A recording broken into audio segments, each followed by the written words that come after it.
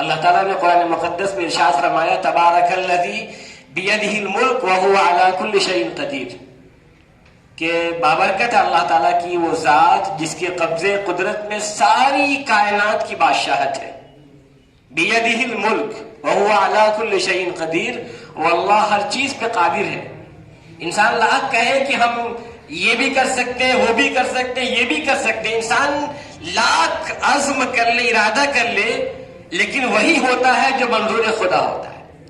قرآن کریم کی آیت ہے وَمَا تَشَاءُونَ إِلَّا أَن يَشَاءَ اللَّهُ رَبُّ الْعَالَمِينَ، کہ تمہارے چاہنے سے کچھ نہیں ہوتا ہے، رب جو چاہتا ہے، رب العالمین جو چاہتا ہے وہی ہوتا ہے. تو وَمَا تَشَاءُونَ إِلَّا أَن يَشَاءَ اللَّهُ رَبُّ الْعَالَمِينَ، تمہارے چاہنے سے کچھ نہیں ہوتا ہے، جو اللہ چاہتا ہے وہ ہوتا ہے. قرآن کریم کی ایک آیت ہے وَمَا تَدْرِي نَفْسٌ مَاذَا تَكْسِبُ غَدًا، کسی کو بھی نہیں معلوم کہ وہ کل کیا کرے گا. انسان تو پلان کرتا ہے نا، یہ کریں گے وہ کریں گے، لیکن معلوم ہوتا ہے اس سے پہلے کچھ نہ کچھ کوئی کام پیش آ گیا، کوئی ضرورت پیش آ گئی، کوئی بڑا حادثہ ہو گیا، ایکسیڈنٹ ہو گیا، چوٹ لگ گئی، گر گیا، کبھی جہاز ہیلی کاپٹر کریش ہو کے بھی کچھ ہو جاتا ہے.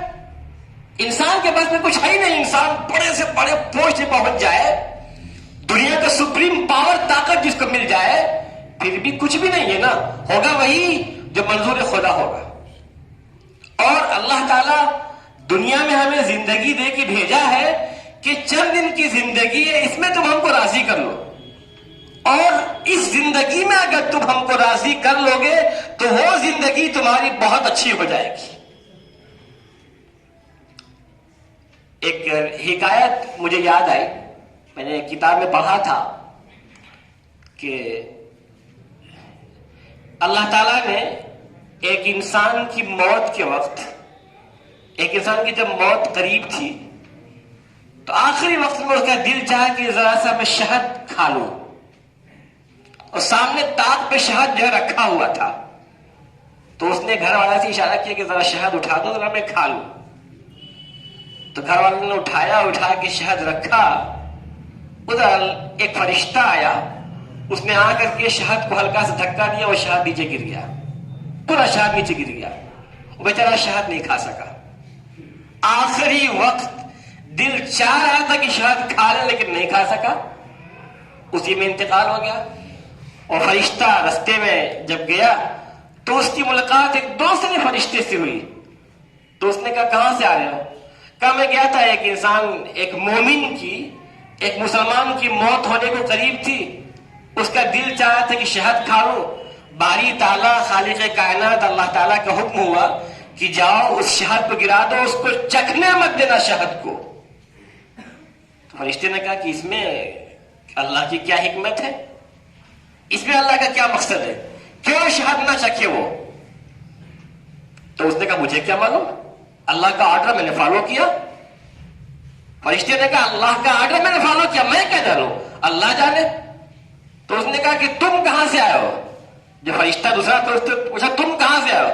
اس نے کہا میں تو ایک یہودی کے پاس سے آ رہا تھا، اس یہودی کا آخری وقت تھا، ہو سکتا ہے وہ مر بھی گیا ہو. تو کہا تم وہاں کس لیے گئے تھے؟ کہا میں وہاں گیا تھا کہ اس کا آخری وقت تھا، اس کا دل کیا کہ مچھلی کھا لوں، اور اس کے گھر میں ایک ہاؤس تھا جس میں مچھلیاں پالی تھی، مچھلیاں سب ختم ہو چکی تھی. تو اس نے اپنے گھر والے سے کہا کہ مچھلی کا دل کر رہا کھانے کا. تو اللہ نے ترنت مجھے آرڈر دیا کہ جلدی جاؤ اس کے حوض میں ایک مچھلی ڈال دو تاکہ وہ مچھلی نکال کے کھا لے. لہذا میں گیا، مچھلی ڈال دیا وہاں پہ اس کے حوض میں، اس نے نکال لیا اور کھا لیا.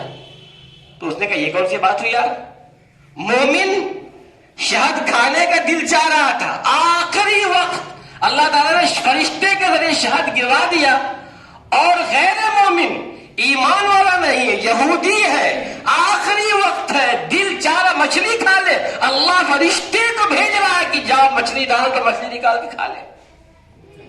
کہ مجھے کیا معلوم. تو جب دونوں پہنچے اللہ کے پاس تو دوسرے فرشتوں نے اللہ سے پوچھا باری تعالیٰ تیرا کوئی بھی کام حکمت سے خالی نہیں ہوتا ہے، خالق کائنات تیرا کوئی بھی کام، کوئی بھی آپ کا کام حکمت سے خالی نہیں ہوتا ہے.